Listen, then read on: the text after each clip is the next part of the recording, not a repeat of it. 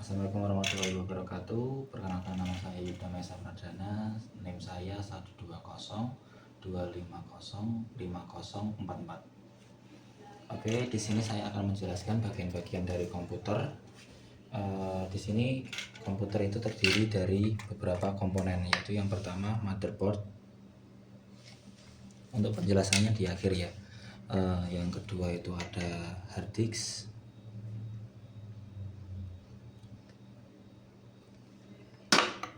Terus yang ketiga itu ada heatsink dari prosesor untuk pendingin prosesor, jadi kipas gitu untuk pendinginnya.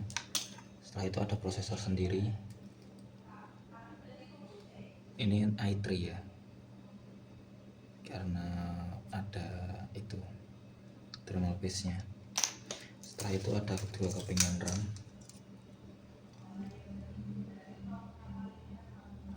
Ini DR4, jadi RAM itu ada berbagai jenis, nanti saya jelaskan. Setelah itu di sini juga ada yang namanya casing komputer. Dan di casing komputer ini ada CD-ROM-nya juga. Tapi untuk komputer zaman sekarang itu jarang sekali memakai CD-ROM. Oke, setelah itu akan saya jelaskan. Ini juga mungkin ada satu lagi, karena di sini tidak ada untuk spek dari motherboardnya. Di situ tuh ada kepingan untuk SSD. Jadi SSD itu ada beberapa macam, ada yang SSD kepingan seperti ini, ada juga SSD yang istilahnya kotak seperti ini, seperti hard disk tadi. Oke, lanjut ke sini. Saya akan menjelaskan yang pertama itu ada motherboard. Motherboard itu tempatnya, istilahnya kenapa dia dinamakan motherboard, karena dia itu induk dari semuanya. Jadi dari komponen-komponen tadi itu tuh disatuin jadi satu di sini. Oke, dari motherboard sendiri kita punya slot untuk RAM, terus ada juga slot untuk prosesor. Setelah ini buat konektor untuk SSD dan hard disk-nya untuk penyimpanannya, dan juga bisa digunakan untuk CD-ROM. Oke, setelah itu saya jelaskan di bagian hard disk. Hard disk ini sebenarnya fungsinya sama seperti SSD juga, jadi penjelasannya cuma satu, dia itu untuk menyimpan data. Tapi bedanya untuk SSD dan hard disk itu hard disk lebih murah dan dia pembacaannya memang lebih lama. Tapi untuk SSD dia pembacaannya lebih cepat, tapi untuk harga dia lebih mahal. Oke, setelah itu di sini ada prosesor. Ini ketutupan untuk thermal ya, thermal paste-nya ya. Dari prosesor sendiri tadi itu saya cari itu dia itu speknya i3, Core i3 dari Intel. Oke, seperti itu. Untuk prosesor sendiri sebenarnya dia itu buat penggerak untuk komponen-komponennya.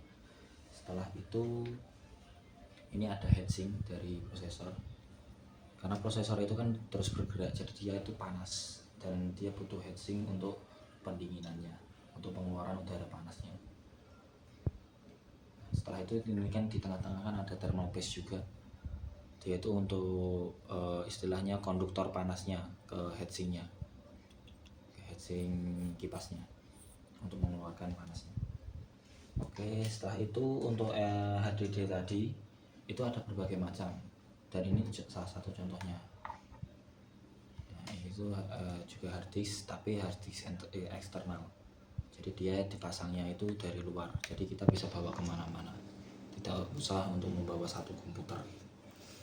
Oke, setelah itu ada dua kepingan RAM. Ini tipenya DDR3 dari kepingan RAM, dan satu RAM-nya itu kapasitasnya 4 GB untuk pembacaan 4 GB. Terlihat. Oke. Ini ada dua keping RAM, jadi total untuk ini 8 GB karena ada dua keping RAM. Oke, untuk sekarang untuk apa itu casingnya. Di casing ini juga ada namanya power supply, dia itu untuk menyuplai voltase yang ke komponen-komponen, untuk semua komponen. Ini juga ada konektornya. Oke. Setelah itu kita lanjut untuk pemasangan. Untuk pemasangan sendiri sebenarnya yang pertama kita perlu adanya casing. Setelah itu kita pasang power supply di atasnya. Jika lo memerlukan CD-ROM, kita pasang juga CD-ROM. Setelah itu untuk motherboard sendiri, yang pertama awalnya kita rakit motherboardnya dulu. Di sini tempatnya prosesor. Kita lihat prosesornya arahnya kemana. Saya perhatikan ya yang tulisannya ke atas ya.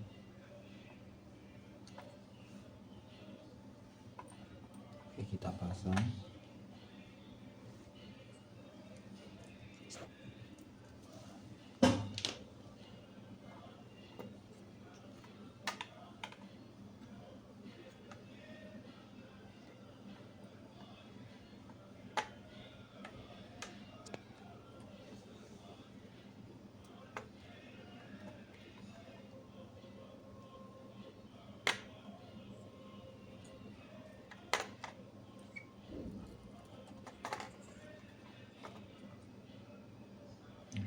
Ini ada cekungan di sini 2.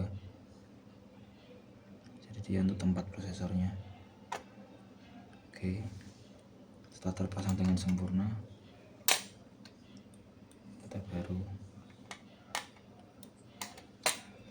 memasang untuk casingnya. Seperti ini. Jadi baut di sini kita kaitkan. Setelah itu kita tekan. Setelah itu kita kunci.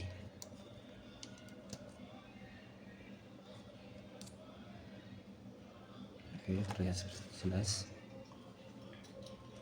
Nah, setelah itu kita pasang dari bagian kipasnya.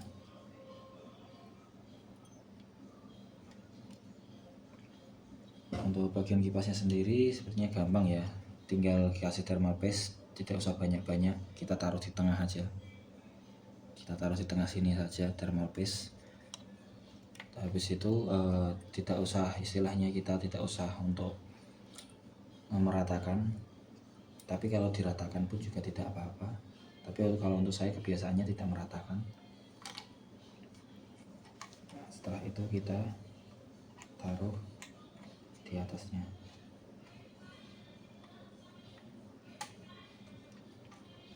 Nah, seperti ini. Itu kita kunci pasnya. Satu persatu kita masukkan dulu. Nah, seperti ini, baru kita ini tekan supaya dia terkunci. Jadi aman. Oke.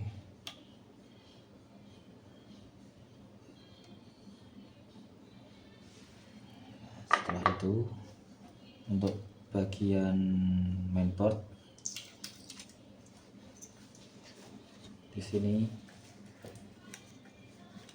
ada 2 slot untuk RAM. Jadi untuk RAM kita bisa pasang 2.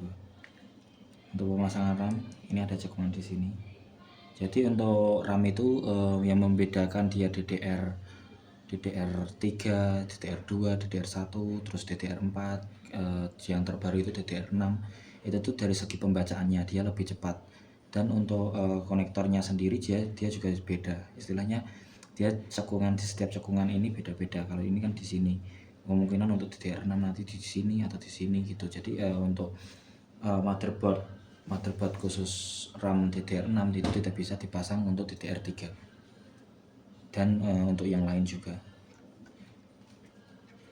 Seperti ini, tinggal kita tekan. Saya ulangi kembali satu kali lagi. Jadi ini udah kita pasang pas di cekungan tadi, tinggal kita tekan, nanti dia langsung ke off. Oke. Jadi ini seperti ini penampakan motherboard setelah dipasang, komponen-komponennya dipasang. Setelah itu kita lanjut ke pemasangan harddisknya terlebih dahulu. Mudahnya kita memasang harddisk terlebih dahulu, jadi tidak tinggal gini aja.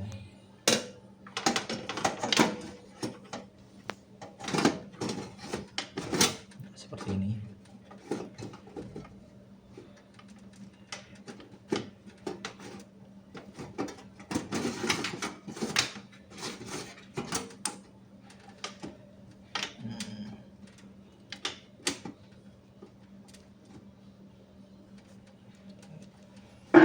Setelah itu di dalam casing itu pasti disediakan baut, kita baut dulu.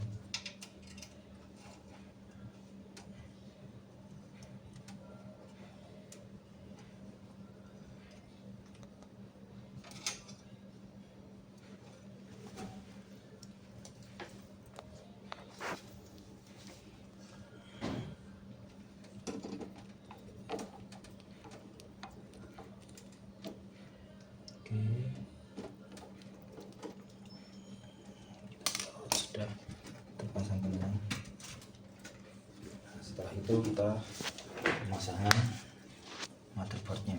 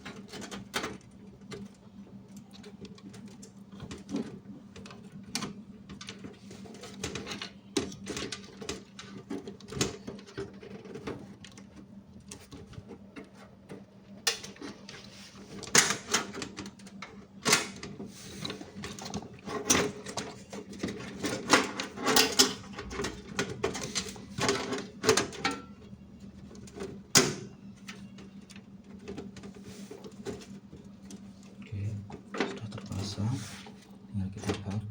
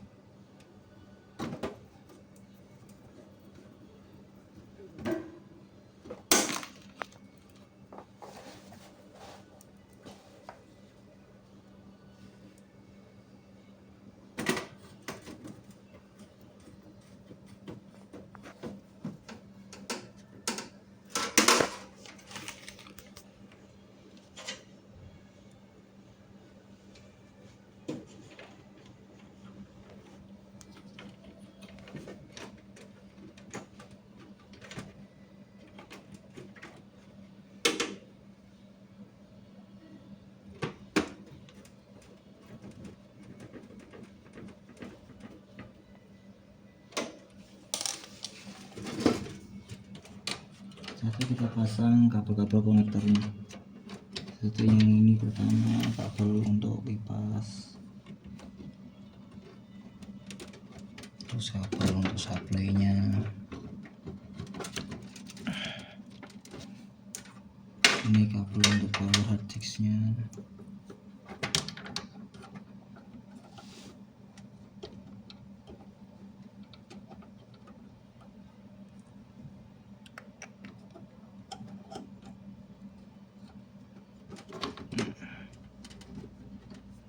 ini untuk pembacaan hard disk-nya. Untuk kabel apa ya biasanya ya, pengiriman informasi ke motherboard. Dan ini ada CD-ROM juga untuk pembacaan CD-ROM-nya.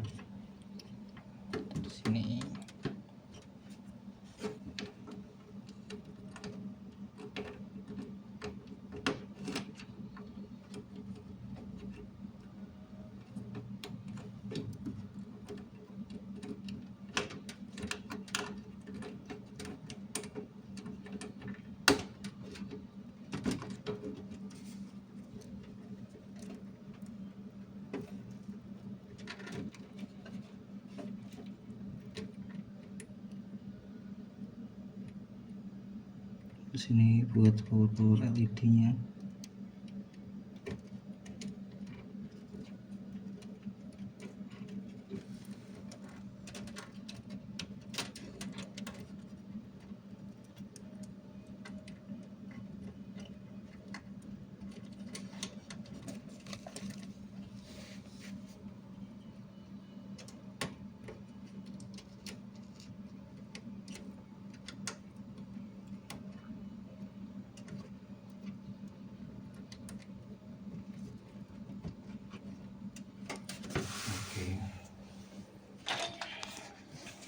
Sudah terpasang semua.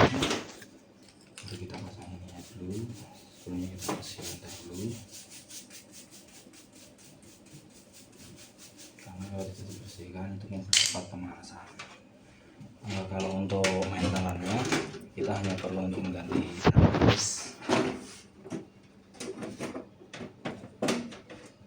dan membersihkan bagian-bagian biasanya.